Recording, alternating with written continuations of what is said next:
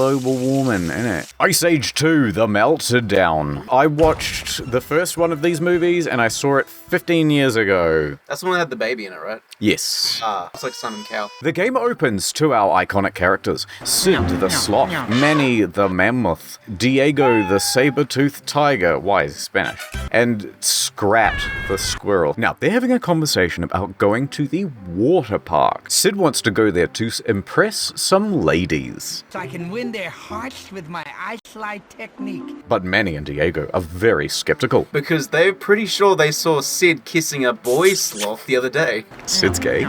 They go around looking for the water park, and it takes them many, many hours, but they still haven't found it. So they continue on. We play as Scrat the squirrel. He runs around collecting acorn until we come to an animal running a bowling challenge. And the prize is a gold nut. So Scrat wins the bowling challenge, of course. Of course. But the organizer just gives him a normal nut. And here's your reward.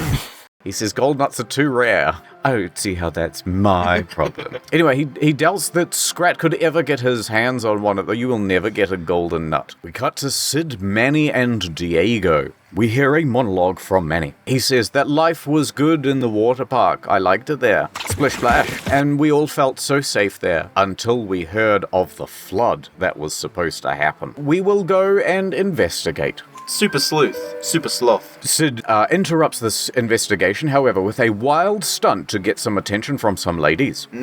He jumps on an ice bridge, breaking it and sending the three falling to their death. We are now on an ice slide, and Sid must score 7,000 points to impress the girls. 6,999. Beta. What a loser. It becomes Tony Hawk 2. Sid slides to the bottom. Is it still talking about the ladies? Manny and Diego are already there, right? Even they're impressed with Sid's sick slide skills. I'm just reading the script. Why is it written this way? No, if he got the 7,000 points, Yes. and he's impressed the ladies, wins the sex scene. Surely. Surely. I mean, they're just sloths.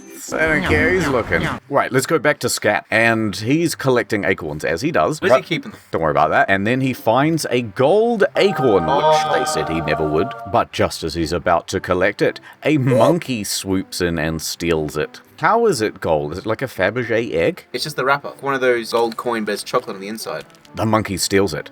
Now Scrat swears revenge. He must get it back. So he hurls a rock at the monkey. Well, he hits the monkey and he retrieves the golden acorn. He then continues on to collect more acorns.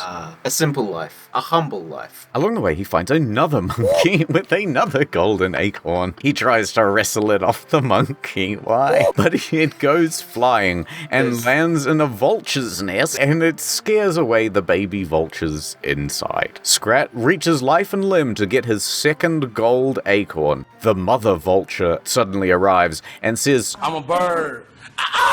"You may not have this acorn until you retrieve my children." Scrat goes off to find the baby vultures. He returns all of them. That's very kind of him. Anyway, he continues on, and he comes across a bear. And then is there a gold acorn or something? No, he's just hungry. So hungry. So Scrat has to find him some food. I like the idea that, like, the higher animals use these, like, lesser animals as slave labor. Yes, squirrels, you will go and you will toil in the fields. I shall be in my cave, hibernating. Just leave it at the door. First you get the acorns, then you get the power, then you get the squirrels. Once Scrat has given him some food, we cut back to Manny, Sid, and Diego. Manny is running, saying he hears another mammoth. But when he arrives, it is not a mammoth. It's that bear that Scrat was helping. Sid says, "Hey, Manny, do you reckon you're the last mammoth? Do you reckon all your family and friends are dead and you'll never find a mate and you'll probably die alone as the last of your species?"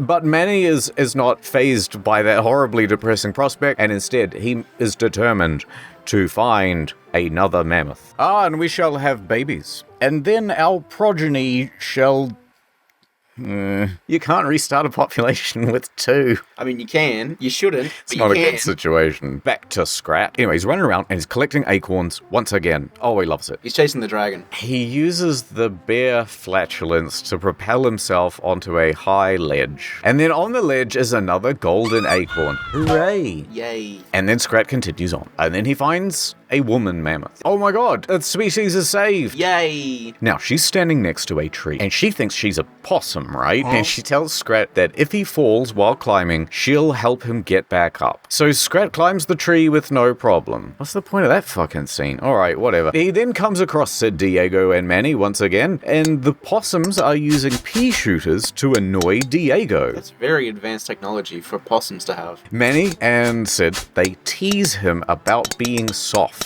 Oh, Diego, you are not tough. So he attacks the possums. Rips them apart. Is this soft? Yes, he walks around with, like the head of one of them just tied around his neck. And then they stop annoying him. Manny thinks Diego could have hit them a little bit harder though.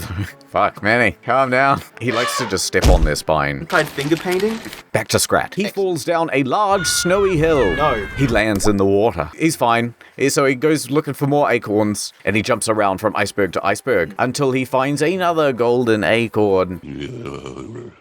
So a beautiful dolphin comes out of the ocean To give him a kiss. and snatches him up. And we are now in the creature's mouth. So he's hanging out in the mouth, right? He's loving it. He's loving it. It's so warm. And he collects as many acorns as he can while he's in the mouth. He goes all the way through his elementary canal. Why are there teeth inside? Alright, so how does he get out then? Oh, Why no. does it have eyes on the inside of it? It'd just be dark. How is there light inside of this thing? So he's about to go out the fish's cloaca. Did this get cut from the movie? I haven't seen number 2. You're about to see number 2. So he gets spat out, right? That was a weird detour. Then we come across another vulture. She says, all my eggs are mixed up between different nests and such. You know that happens at the hospital. They mix up the eggs at the hospital. How will I know which babies to feed and which ones to kill? So Scrat returns all the eggs to the right nest. The vulture then safely delivers him away from the area. It's just like that scene from Dark Souls. Scrat continues on, and along the way he comes across some hippos. Boy, Scrat's story is really doing the heavy lifting in this game. They are playing in the mud. They state that the ice is melting. There is so much more mud to play in now, we love it. Scrat rides on the backs of the hippos and collects more acorns, yay. Until he is attacked by a giant spider. He defeats the giant spider though. And then he uses its belly as a trampoline, uses the legs as a pogo stick. Wraps the entire carcass around himself. He then goes to the spider's home to his wife and children. Anyway, he jumps on the belly to go a higher ledge. He goes through a crack. Then, a monologue from Manny. Sid made a campfire, and even while making a campfire, he got himself into trouble. You wouldn't believe it. He came back with a pretty unbelievable tale. We cut back to Scrat, and he seems to be with Sid on the night that Manny just told us about. Oh my god, we're going to find out about that unbelievable tale. Sid is standing on a pedestal. Other sloths standing around him dancing, having a whale of a time. One of them says, he could be the one. What does that mean? He's their Jesus. Are they like lady sloths? Is it going to be like a big orgy thing?